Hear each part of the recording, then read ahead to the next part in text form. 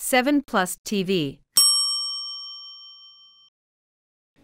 Il était une fois un professeur de guitare qui, par un beau dimanche après-midi, se rendait donner un cours chez son élève favori.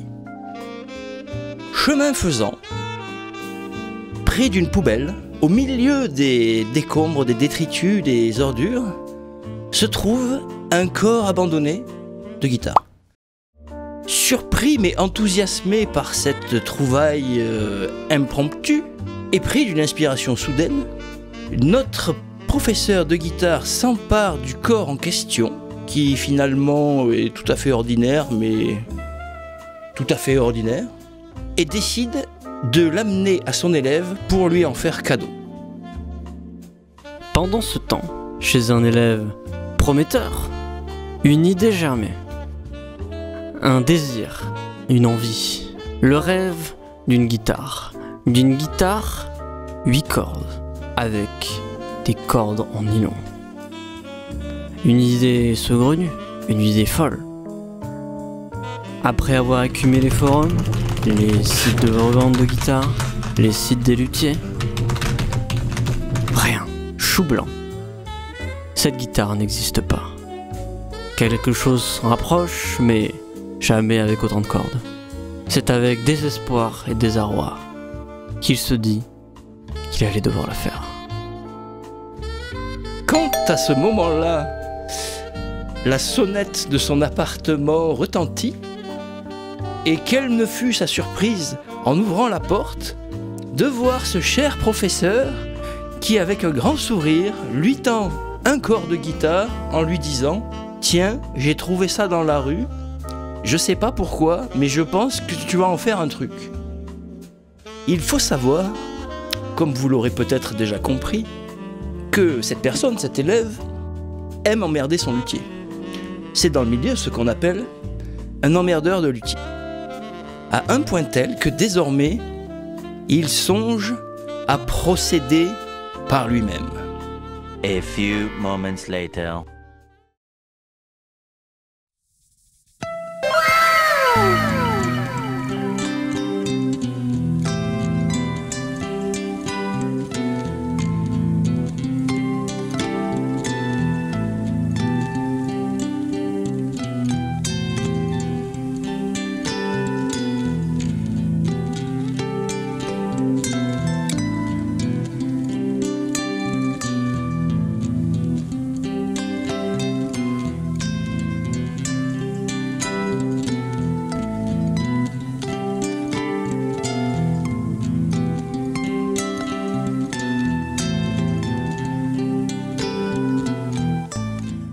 Salut les loulous, on se retrouve pour cette fin de vidéo avec une petite interview de l'apprenti luthier en question.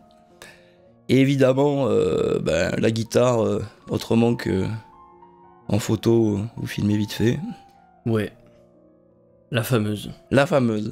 Donc ça part d'un corps, c'était vraiment un corps de base, genre un corps noir de 6 cordes. C'était un corps de super strat, 6 cordes, non, même de strat. Genre à Floyd en plus. Quoi. À Floyd en plus, peint en noir. Ouais, voilà, vraiment un corps de base. Et finalement, on arrive là-dessus. Ouais, ça a lancé le projet, on va dire. Ouais.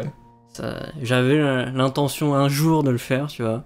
Et puis le corps est arrivé, je me suis dit, c'est peut-être le moment, c'est peut-être le destin. Malgré tout ce qui est... Parce que bon, partir d'un corps comme ça de 6, alors que tu veux faire une 8 en plus. Ah, c'est une galère monumentale. Hein. Ouais. Ah, déjà, il a fallu faire sauter la peinture et le vernis. Ah là là, quel enfer. Ouais, bah oui, là, il y avait ce qu'il fallait. Le ponçage, ça a pris des plombes. Mais bon, je l'ai enlevé. Donc après, j'ai chopé du vrai bois. Pour le manche et pour la table. Et la touche. Et après, je me suis démerdé avec les moyens du bord. Hein. Ce qui était compliqué, c'est que j'avais aucune expérience. Oui. Que je savais pas du tout non plus travailler le bois.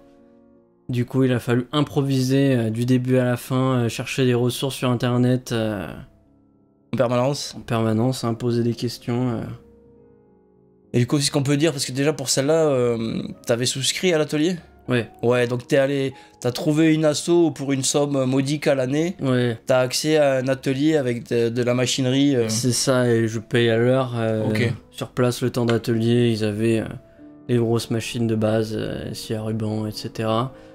C'est obligatoire d'avoir ce genre de choses, on peut pas faire sans quand on veut faire un truc un peu compliqué, parce qu'évidemment, il y a des plis de manches, hein, c'est pas juste un manche de base que j'ai acheté et que j'ai mis dedans, c'est du vrai bois que j'ai acheté en planche brute et que j'ai taillé, mais voilà, c'était un peu galère. Mhm. J'ai pas mal retravaillé le corps aussi. Il a fallu le désépaissir hein, parce que c'était une brique. Ouais, bah ouais, le fameux 4,5 cm. Ah, voilà. Donc il a fallu le désépaissir et l'aplanir pour pouvoir coller la table. La table que j'ai achetée à part, à la base c'était une table d'harmonie pour guitare acoustique. Ok. Mais elle est magnifique. Ouais. C'est de l'ébène exotique. Ou ébène royal, appelez ça comme vous voulez. Elle est vraiment très très belle, je suis très content d'avoir choisi ça. Le matching headstock. La touche en ébène, pareil, ébène normal, macassar. Dis donc, même pour une première réalisation, tu t'es quand même un peu fait plaisir sur l'inlay. Ouais, je me suis un peu fait chier. J'avais envie de faire un truc quand même un peu chiadé. Du coup, j'ai fait un inlay avec le bois de la table. Du coup, ébène clair sur ébène noir. Et c'était une sacrée galère. Ouais, ben en tout cas... Rien que l'inlay, c'est facile une dizaine d'heures de taf. Ouais, ok. Parce qu'il faut trouver le motif, il faut faire des guides en papier, il faut défoncer dans le bois pour faire un truc vraiment précis avec une toute petite fraise de Dremel en défonceuse, etc., etc. Et faire après le positif en érable clair, l'insérer, les collages ajustés. Là, de loin, ça fait beau, tu vois, mais quand on regarde de près, c'est pas parfait, mais ça fait le taf. Ah ouais, il faut quand même regarder de bien près pour voir les défauts. Et non, mais déjà d'envoyer ça direct sur une première réalisation, voilà, chapeau quand même. Pareil, là, le petit scalopage impromptu de cette zone de la touche. Ouais, bah ça, c'était un happy accident, hein. Ok. Tu vois, c'est le genre de choses que t'as une contrainte et tu finis par en faire un truc qui est cool parce que ça te donne une idée, tu vois. Parce qu'à la base, pourquoi j'ai fait ça? Parce que il me manquait de la frette. J'avais pas assez de fil de frette. J'arrivais au bout, j'étais là, putain, j'ai pas calculé comme il faut, tu vois. J'avais pas envie de recommander parce que j'en avais déjà recommandé. Et donc, du coup, je me suis dit, mais putain, ici, on n'y va jamais en fait. Cette zone, elle sert à rien, elle est inaccessible. Ouais. Du coup, je me suis dit, hop, petit dégradé comme ça, et j'ai attaqué la touche. Et en vrai, c'est pas mal. Oui. Ah, et puis J'aime bien. il y a peut-être un truc à... Il y a peut-être un truc à cultiver sur le fait de... Vu que cette zone, tu t'en sers pas trop, tu vois, de faire un motif avec la coupe des frettes, voire de faire une Carrément. zone un peu fretless, j'en sais rien. Mais... Carrément, même de faire avec un bois de touche différent qui suit le motif, pour le renforcer encore. Parce que bon, on a quand même Jesse Cash de Hera, évidemment, qui là, il est déçu. Quoique, c'est après la 24ème, hein. Remarque, la 24ème est quand même là. Donc, Il y a plus que 24 rats. D'accord, c'est vrai que... Ah d'accord, eh oui. Donc ça c'est... Donc bah, en fait... Bah, en Ouais, fait, c'est une 27 frettes. Ok. Excusez-moi, c'est une 8 cordes nylon 27 frettes. D'accord. Du coup, ce qui choque immédiatement, c'est qu'il n'y a pas de micro magnétique. On se doute que c'est un piezo. Voilà, c'est full piezo. Comme c'est de toute façon des cordes en nylon, un micro magnétique, ça servira à rien, ça marcherait pas. Du coup, le piezo, il est dans les pontets et à l'intérieur. C'est un système Graftech, c'est Graftech qui vend ça. C'est des pontets avec le micro piezo intégré dans le pontet. Il y a un petit fil qui part du pontet et qui va jusqu'à l'électronique où il y a une grosse carte qui contrôle tout. Et ça sonne pas mal. Ah ouais, donc pour l'avoir essayé les gars, ça sonne de ouf. Ça sonne pas mal. En fait c'est pareil, la seule limite qu'il y a, et on en revient toujours pareil, parce que c'est un projet novateur, la limite sur laquelle t'es tombé c'est les cordes. Ouais, ah ouais carrément. Les cordes, ça a été une galère parce que les tirants de cordes pour guitare électrique c'est compliqué, mais pour nylon c'est... Ouais, on pourrait penser que c'est simple, mais en fait non. Ah putain. Parce que ils s'accordent pas comme nous, tu vois, les 8 cordistes et décacordistes nylon. Et donc les très grosses cordes nylon, c'est compliqué à trouver. Ouais, puis il parle pas en tirant, il parle en note. Ouais. Donc quand tu dis non, mais mon diapason c'est ça, je veux tel tirant, en fait, ils comprennent pas. Et du coup, c'est difficile. Du coup, il a fallu prendre des cordes un peu custom parce que les jeux qui existent pour 8, tu vois, ça allait pas. Du coup, il a fallu prendre des blocs de 3x3, light, medium, heavy, couille. Et même là, c'est encore... c'est pas opti, quoi. Ouais, est-ce que là, avec le recul, tu te dirais pas, vu qu'en plus, là, il y a vraiment cette limitation des cordes, que un fanning c'eût été... Ah, carrément. Mais peut-être pour une première guitare, encore une fois, ce qu'elle te fait lancer dans un fanning, c'est chaud, tu vois. Je me serais pas lancé là-dedans. Mais si tu devais le refaire, si je le refais, je ferai un fanning, c'est obligatoire. Ok. C'est obligatoire, là, c'est une 27 pouces. 27, c'est pas assez pour les graves et c'est trop pour les aigus, en fait.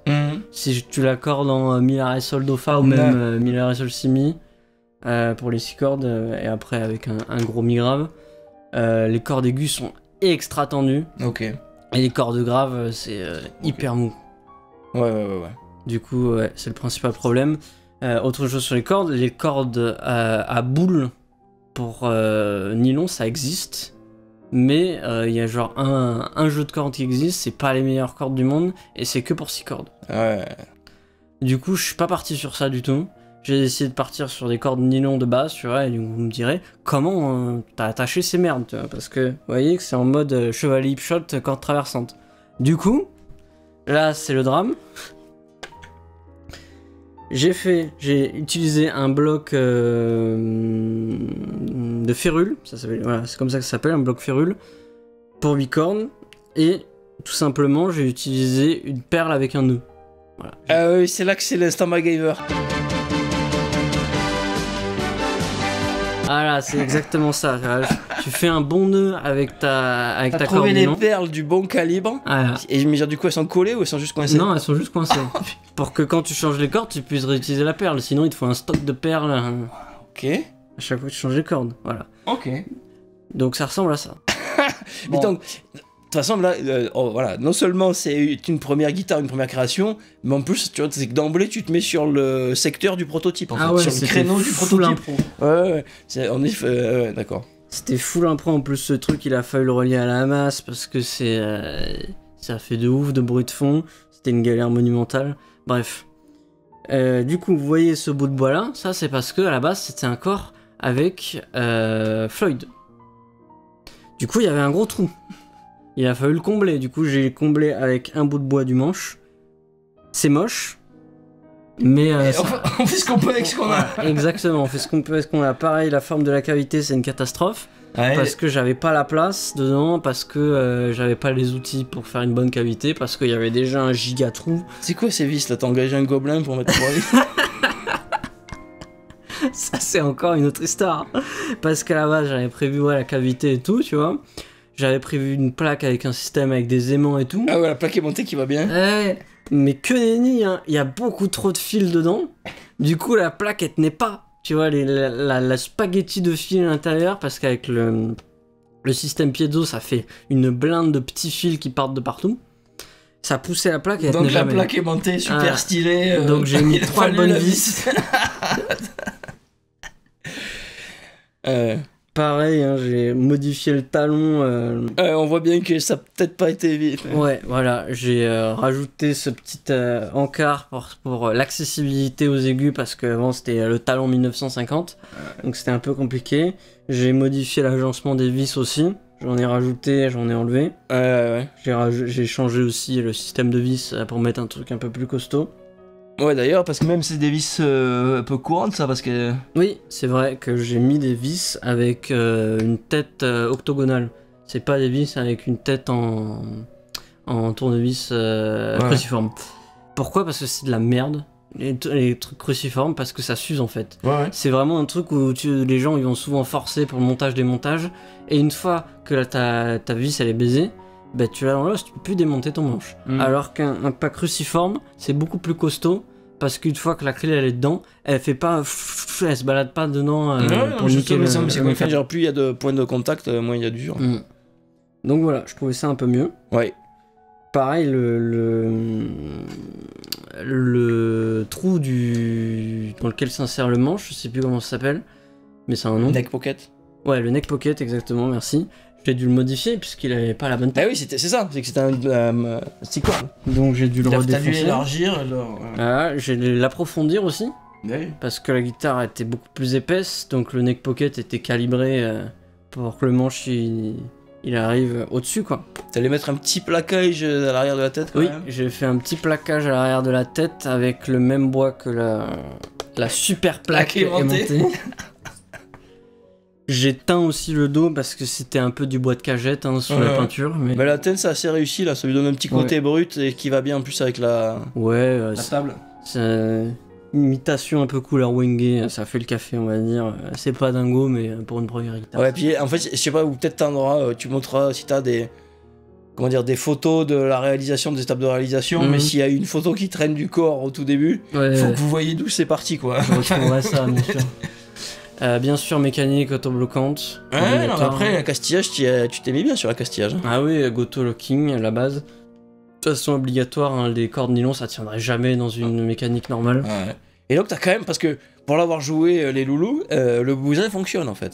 Ouais, j'étais très surpris quand je l'ai monté la première fois, que j'ai enfin fini, je monte les derniers trucs d'accastillage, je monte les cordes, je la joue et putain, elle était jouable. Je m'attendais à un truc injouable, que les frets soient pas justes, que je dois modifier les trucs. Non, first try. Évidemment, elles étaient un peu hautes au début, Ouais, tu vois, j'ai ouais. dû ajuster, mais incroyable. J'étais abasourdi. C'était peut-être un coup de chance, tu vois, parce que c'est vraiment en millimètres près à la hauteur du chevalet par rapport à la hauteur du sillet, par rapport à la hauteur de la touche. C'est une galère, mais ça s'est bien passé. Ouais, carrément.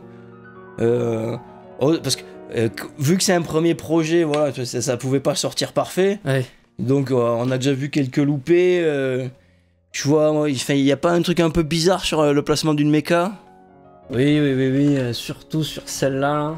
Elle est beaucoup trop près de la... Ouais, voilà, c'est ça. Elle est beaucoup trop près du bord, en fait. Attends, je la montre bien. Ouais. Et du coup, c'est une galère de la tourner. Parce que c'était pour qu'elle soit alignée, mais j'ai mal calculé mon coup. Pareil, parce que c'est une forme de Non, tête mais qui c'est pour vous n'existe dire, pas. si vous avez ce genre de projet, aussi, voyez quelqu'un qui vous montre les erreurs qu'il fait sur son premier essai. Peut-être ça peut vous aider à porter plus d'attention sur certains détails ou quoi lors de votre premier run. Mais parce que voilà, comme tu es en train de le dire, t'as pas pris le patron d'une forme de tête déjà préexistante, t'as fait une forme de tête originale à toi, et donc forcément, de là il y a beaucoup plus de place pour l'erreur que si t'avais pris un patron où c'était tout droit quoi. C'est un peu inspiré des têtes Abazi, tu vois, la pointe comme ça, là. Sans le biseau qui fait lui, tu vois. Tu vois, si tu regardes une Abazi de face et que tu ignores la perspective, il y a un petit côté comme ça, tu vois, que j'aimais bien et j'avais envie de faire un truc comme ça. Et je trouve que ça lui va bien. Ouais. Tu vois, même avec le côté strat, ça marche bien, je trouve. Ouais, mais en plus, surtout que comment dire, tu vois, le peu de déséquilibre qu'il y a quand on la voit, c'est justement parce que la méca elle est trop près de l'autre. Si la méca elle était un peu plus loin dans la tête, il y aurait moins de vide, entre guillemets, si tu veux, en haut de la tête. Et Pareil, ça, celle-là, elle ressort de ouf, mais c'est pour l'alignement, quoi. ouais. Pareil, hein, le petit cache-treuse, c'est moi qui l'ai fait, mais il y a plein de petites merdouilles de tous les côtés. Hein. Quand on la regarde de près, c'est pas du tout propre, hein, c'est pas du travail de pro. Le renversement de tête, c'était une galère aussi. Parce que vous savez qu'une guitare, pour que elle soit bien réglable, pour que le réglage on puisse la régler bien bas, et que ce soit pas trop chiant, c'est mieux qu'il y ait un renversement de tête, c'est-à-dire que si le manche il fait ça, la tête elle est un petit peu en arrière. Vous remarquerez ça sur votre guitare. Ça c'est pour que, arrivé au sillet, les cordes elles partent un petit peu en arrière. Et c'était une galère. Ce qui va naturellement les plaquer contre le Voilà. sillet. C'était une sacrée galère. Ok. Parce que pour avoir cet angle-là et faire un truc plat, j'ai galéré. Hein, et ça se voit que je m'en suis pas sorti parce que là, il y avait un trou que j'ai comblé comme je pouvais. Ok. Mais bref, je me suis même fait une petite volute. Voilà. Le manche est bien épais. Ouais. Et c'est ce que j'allais dire. C'est un bon tronc d'arbre. Ouais. Et d'avoir garde parce que j'ai eu le plaisir de faire partie des personnes qui jouaient dessus pendant que c'était un projet et d'avoir gardé un manche assez épais, c'est un parti pris. Et je trouve que c'est un excellent parti pris. Ça parce que vu que c'est quand même, tu vois, un chevalet standard, l'écartement des cordes en fait, c'est quand même, t'as pas moyen de jouer dessus, tu vois ce que je veux dire? Ouais. Donc le fait de mettre un manche Bifi, ça lui donne ce côté un peu instrument classique. Et puis je trouve que pour du finger picking, pour faire des positions un peu compliquées à la main gauche, c'est un peu mieux d'avoir de la matière manche un peu plus épais. Ouais, bien sûr. En fait, l'ultra finesse, c'est pas non plus. Enfin, ça a aussi ses défauts. Du coup, c'est un peu ce que je voulais faire, tu vois. Je voulais le faire un petit peu plus épais, mais j'ai un peu abusé quand même. Si je le refaisais, je le ferais quand même un peu plus fin que ça. Ouais. Mais je suis plutôt content, elle sonne. Voilà, ça choque quand même avoir un corps de guitare comme ça, sans micro, sans potard, sans rien du tout, juste la table et un petit sélecteur. T'as merdé, il est pas gold. Ah, et ça c'était dans le kit Graftech, il y avait pas. Je plaisante bien sûr. Et non, mais moi je reviens sur le côté parce que tu sais, ce genre de. Comment dire? Ce genre de calibre de manche, enfin ce genre de profil de manche, ça n'existe plus dans le commerce. En fait, si vous voulez qu'un luthier vous fasse ça, il va falloir lourdement insister. Pourtant, croyez-moi, croyez-nous, c'est pas du tout injouable. Mais bien au contraire, c'est juste que c'est différent. C'est différent de ce qu'on a l'habitude de jouer. Et ça alourdit bien la guitare aussi. Ouais, ça aussi peut-être. Elle pèse un peu un admin. Ouais. Mais ouais, voilà, c'est tout. Et du coup, ça n'existait pas, hein, ce genre de choses. Les 8 cordes nylon, j'avais beau chercher, personne faisait ça. Et si j'en voulais une, fallait que je paye un luthier 4 ou 5 000 balles pour en avoir une bien quali, tu vois. Donc on n'est pas sur une exclusivité mondiale, cette fois-ci, mais pratiquement. Une première.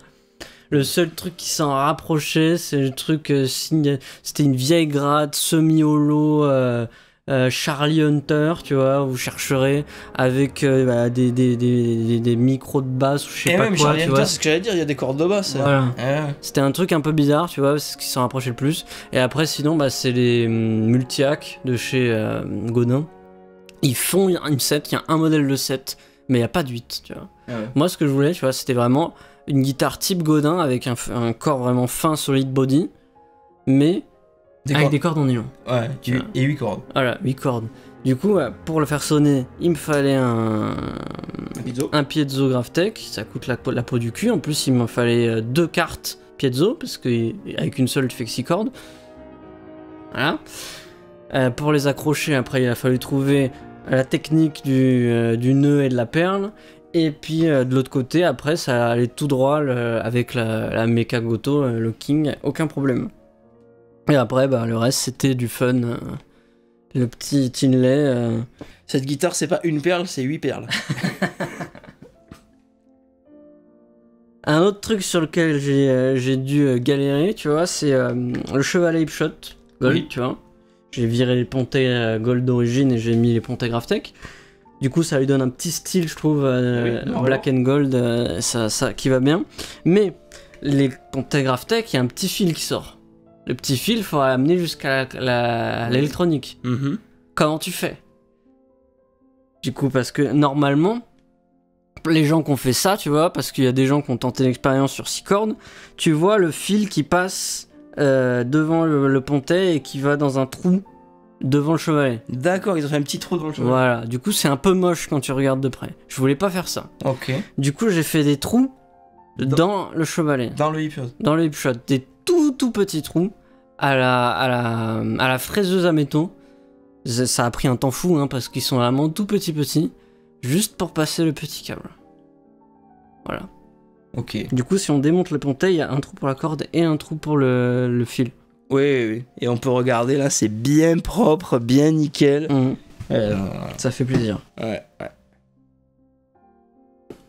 Donc voilà, pas mal de travail pour s'adapter aux problèmes inhérents. Et chose drôle, hein, parce que 1 an et demi après l'avoir fini, j'ai vu un petit post de Aristide Guitars qui avait fait la même chose en fait. Ils avaient fait une 8 avec des Pontet Graphtec full nylon sans micro. Et je me suis dit, ça me rappelle quelque chose. À voir, elle sera peut-être à l'écran. Ouais, Et, je la retrouverai. Ok. Ouais. Et dernièrement, il y a Abazi qui s'en est fait une. Puisqu'il a sa marque de gratte, il s'en est fait une pour lui custom, full nylon, solid body. Et maintenant, bah de toute façon, il y a la hype de ça avec la Tim Henson en 6 cordes. Mais qui est en 6 cordes. Mais ouais, peut-être qu'effectivement, ça va commencer aussi à se démocratiser. Ouais, alors que ça existe depuis toujours, hein. Les Godin multi-axe, ça date pas d'hier. Oui. Ibanez n'a rien inventé avec ce modèle signature. D'ailleurs, je crois qu'ils en faisaient déjà avant que Tim Henson en veuille une. Mais ouais, c'est un peu à la mode maintenant. Bah c'est pas... c'est très... Moi j'aime bien, hein, c'est super agréable à jouer. Bah, voilà, ça sonne comme ça doit sonner. On reste quand même à la maison en termes de sensations. Un jour, j'en referai une. Ok. En corrigeant tous les défauts et en faisant ça plus propre. Si peut-être tu peux... À la louche, estimation du nombre d'heures que tu as passé. Je sais pas, au moins une centaine. Hein. Ok. Rien que l'inlay, rien que faire l'inlay, c'est une bonne dizaine d'heures. Ok. C'est au moins 6 à 10 heures. Sans problème. Bah après, si j'avais eu une CNC et du matos de pro, ça aurait été plus vite. Ouais. Mais avec les moyens du bord... Non, mais c'est pareil, c'est juste à titre indicatif. C'est... S'il y a des gens qui nous regardent, que ça intéresse, et qui veulent essayer de se lancer dans un projet comme ça, parce que c'est quand même de plus en plus facile aussi en fait. Oui. T'as de plus en plus d'infos sur internet. C'est ça, tu trouves les schémas de câblage où tu veux, tu trouves les composants d'occasion, ou même voilà, tu commandes directement des bouts de bois. Ça se trouve, après, là, ce qui manque, bah, c'est le matériel. Hein. Il faut trouver soit avoir du matos chez soi parce qu'on travaillait déjà le bois avant, soit avoir un atelier libre-service comme celui que j'ai trouvé. Ouais.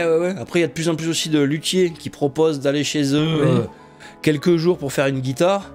Rien ne vous empêche de dire je me pointe avec mes bois ou certaines des composants de la gratte, s'il y a des trucs sur lesquels vous tenez absolument. Et il est possible que voilà, ça soit accepté. Hein. Donc vous n'êtes pas non plus obligé de faire ça tout seul. Après, c'est sûr que c'est du temps et c'est de l'argent aussi. Oui, tu veux parler de combien ça t'a coûté? Oh, ça a dû me coûter dans les 1000-1500. Un truc comme ça. Entre les bois c'est vraiment pas ce qu'il y a de plus cher, tu vois, à part peut-être le bois de la table, il m'a coûté un peu cher parce que je l'ai acheté sur Madinter. Madinter, gros distributeur de matériel de lutherie et de bois de lutherie. Mais ils ont beaucoup de choses, mais ils sont très chers. Donc vraiment, ils vendent des trucs très très chers. Par contre, l'avantage, c'est que c'est déjà calibré et tout. C'est prêt à l'emploi, quoi. Mais ça coûte la peau du cul. Ouais, ils se font plaisir, ils marrent. Ouais. Du bois un peu cher, tu vois. Une table comme ça, tu vois, tu peux en trouver 100, 150 balles si tu cherches bien, tu vois. Je l'ai payé plus de 200 à l'époque. Par contre, j'ai comment ça s'appelle, les côtés de la guitare acoustique aussi. Oui. Tu vois, j'ai d'autres morceaux avec. Ok. Voilà. Qui traînent, que dont je me servirai un jour. Après, bah, l'accastillage. Hein. Castillage, c'est toujours le plus cher. Le cheval Hipshot, c'est une bonne centaine d'euros. Les mechas, c'est une bonne vingtaine chacune. Ouais. Et après, le piezo, c'est un bon 400-450 balles. Ouais. Ça coûte un rein. Ouais, donc on est déjà pratiquement à 1000 balles.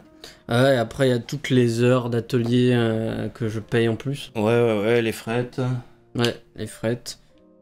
C'est pas du stainless, c'est du Evogold. C'est Giscard qui faisait ça. D'ailleurs, je crois que ça existe plus. Ah ouais. Parce que là, ça se voit, tu vois, la teinte qui va juste très très bien, du coup, c'est très cohérent. Et là, t'as pas besoin d'envoyer du stainless parce que de toute façon, tu joues nylon, donc tu vas pas attaquer les frettes. Ouais. Donc, je crois qu'ils en font plus.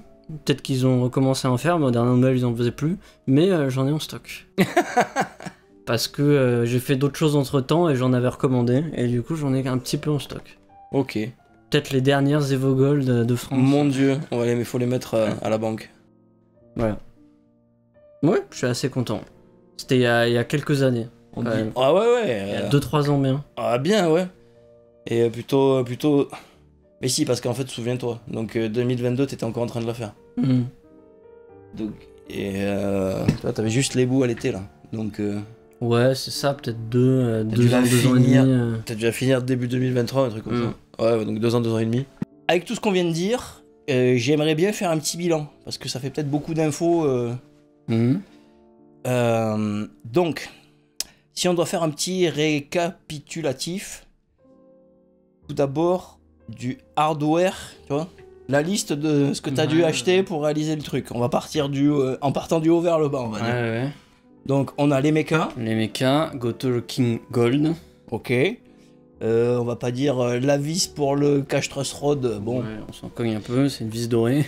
Ok. Attends. Ensuite, parce que dans le hardware, on compte le scié. Ouais. Donc le scié. Ouais, 8 cordes. Graphtec. Ok. Après, bon, on a toutes les frettes. Mhm. Là aussi, encore, comme tu l'as dit, des raretés. Ouais, après c'est pas du stainless, donc ça coûte pas non plus la blinde, mais c'est une petite somme quand même. Ouais, mais c'est bien vu que c'est nylon de ne pas avoir pris stainless. Après, on tombe sur le straplock. Fenley. Ouais, je crois que c'est des Dunlop, la base. Ok. Tant qu'on est sur le contour, on a bien évidemment la prise jack. Mhm. Plus, donc, ce petit... Le switch, il était fourni avec le kit électronique du piezo. Ok. Et donc, le chevalet, mais qui fait également piezo, quoi. Ouais, du coup, le chevalet, il y a un chevalet Hipshot. Ouais. Et les pontées individuelles qui sont Graphtec. Ok. C'est 2 trucs à part. Voilà, que t'as assemblé parce que les dimensions fitaient. Voilà, les pontées Gold Hipshot, je les ai enlevées, je les ai récupérées. Ouais. Tu les as mis sur une autre gratte? Oui. avec du hardware noir, Ok. bien évidemment. Ouais, mais on en attendrait pas moins. Les petites perles, voilà. Oui, ça coûte rien. Et Et les cordes, évidemment. Donc, est-ce qu'on dit un budget à la louche pour tout ça? un budget à la louche. Rien que pour le hardware, dans les peut-être 600 balles, 700 peut-être, pour être large. Ok. Un truc comme ça. Ok. Ouais, 700, ça me paraît pas mal. Et après, il y a le bois en plus, et c'est variable. C'est ce que j'allais dire. On en avait déjà un peu parlé, mais ensuite il y a le bois. Donc cette table que t'es allé chercher. Ouais, Et la touche aussi, bien sûr. et la touche, ouais. C'est hyper variable selon là où on l'achète.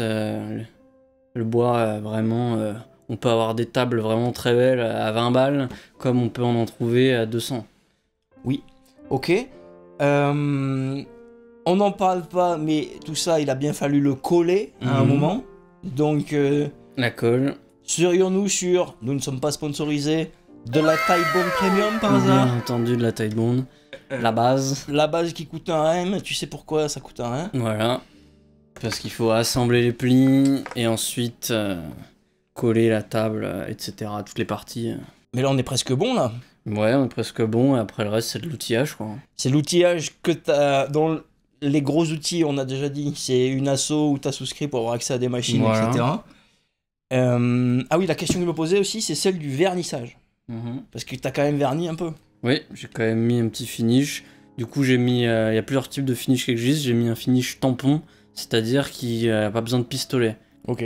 Donc, il faut juste un chiffon non cotonneux, genre une microfibre ou une éponge. L'éponge, c'est pas si dingue, mais un truc qui fait un peu éponge. Est-ce que tu t'es entraîné sur des bouts de bois avant, Oui. en fait? Ah, voilà, c'est ça. Parce qu'il y a quand même Et j'ajouterais même que j'ai fait des essais pour la dilution. Ah, voilà. Parce que le truc arrive dans une petite bouteille, tu vois. J'ai essayé une première fois sans dilution parce qu'ils disent pas de le diluer dessus, tu vois. Je me dis, c'est vachement épais quand même cette merde. Et c'était une catastrophe, ça faisait peau d'orange de ouf. ouais. En séchant, c'était vraiment nul. Donc je l'ai dilué dans de l'eau. J'ai essayé à l'alcool aussi, mais la dilution à l'alcool, mais l'eau ça marche très bien. Au distillé, et voilà. Si t'avais été allé voir sur un ou deux forums. Bon, j'ai fait des essais. Ok. Parce que ça dépend de la formulation Du vernis, ça vernis, dépend d'un ouais. vernis à l'autre. Ouais, voilà. Ouais. Et toi, t'as quand même quelques connaissances en chimie aussi. Un petit peu. Ouais. Toi tu te bats mieux que moi, c'est très bien, et moi j'ai des connaissances en chimie que t'as pas, ok? Frappe-moi, je t'empoisonne. Bon, voilà. Ne faites pas n'importe quoi non plus, hein, les loulous. Ça va, c'est du vernis tant que tu le bois pas. Ouais, non, mais tu sais, je sais pas, un mélange, je vais le couper au desktop, le white spirit, et le faire chauffer à 60 degrés, voir si ça se passe bien. Non. Non, ouais, après... Ok, donc voilà, c'est ça que je veux dire, il y a ce côté vernis, donc il a fallu que tu choisisses, que tu apprennes quand même à le diluer correctement déjà, à l'appliquer correctement. Et j'ai fait plusieurs couches. Ouais. Et heureusement que tu as fait ces étapes à côté avant, sinon Ouais. t'aurais salopé la table. Ah ouais, après faut tout reponcer. Ok. Voilà. Ok. Je sais pas si on a évoqué le nombre d'heures total. Ouais, on avait parlé d'une bonne centaine. Ouais, c'est ça, ok. Étalé sur une bonne année, quoi.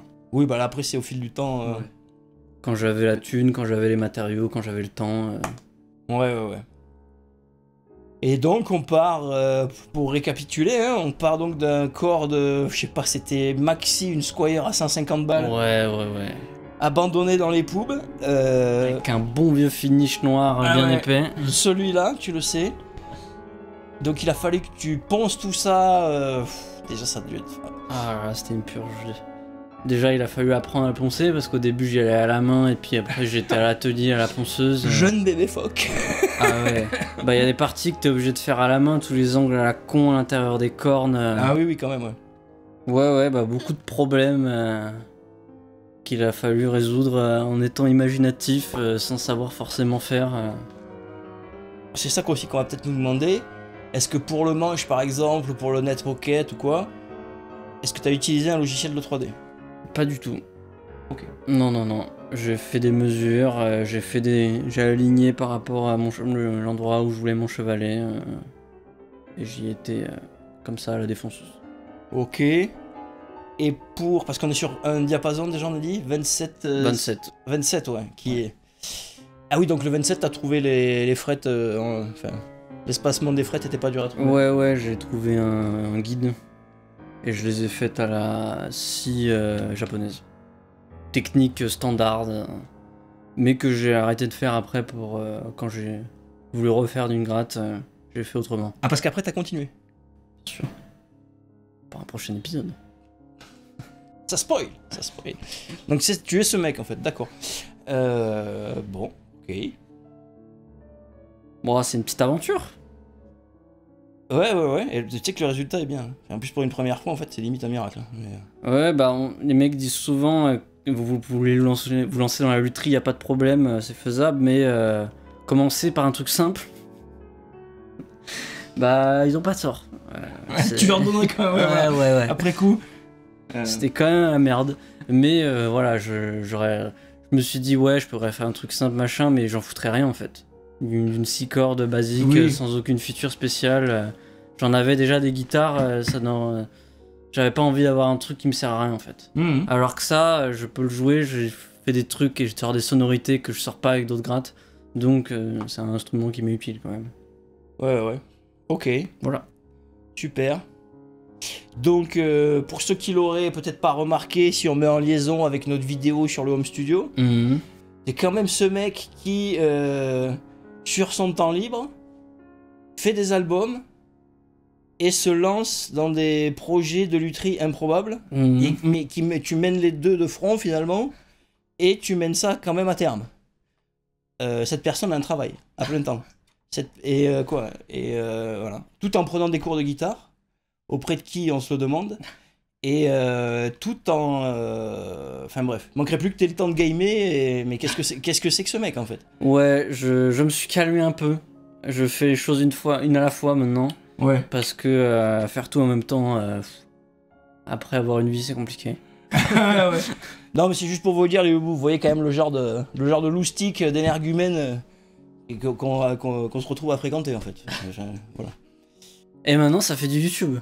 En plus. Ah oui, bah tiens d'ailleurs, parce que ce que je voulais dire aussi par rapport au home studio, c'est que là aussi, on est quand même un peu sur une aventure pluridisciplinaire. C'est qu'au début, bon, c'est genre, ouais, je vais faire une gratte, mais en fait, tu te retrouves à poncer, enfin, devoir, tu vois, devenir du vernis, tu vas faire un peu de marqueterie. Ouais, après, ça reste du boulot de luthier, quoi. Ouais, mais luthier, c'est pareil, normalement, tu es censé faire une formation de menuiserie avant. Oui, bien sûr. Et après, tu es censé maîtriser les peintures, les vernis, l'électronique, enfin, pareil, le montage de l'élec, du micro, machin. Enfin, ouais, je trouve qu'il y a un côté comme ça aussi. Même si oui, c'est peut-être pas autant que pour l'Home Studio. Je trouve que c'est quand même, tu vois, tu te lances sur un truc où il va y avoir quand même plusieurs domaines à maîtriser, quoi. Ouais. C'est sûr. Après, je te le dis, je suis toujours une tanche en électronique. Je vous le dis, je comprends toujours rien à l'électronique. Je suis des plans et puis voilà. Bon. Écoute. On peut pas être bon partout, voilà, et c'est pour ça que on est plusieurs sur la planète. Bon voilà. Ouais, bah écoute, sur ces bonnes paroles, on va peut-être conclure ce Pimp My Plancha number 2. Oui. Ouais. Ok les coquinous, à très bientôt sur 7 Plus TV. 7 Plus TV.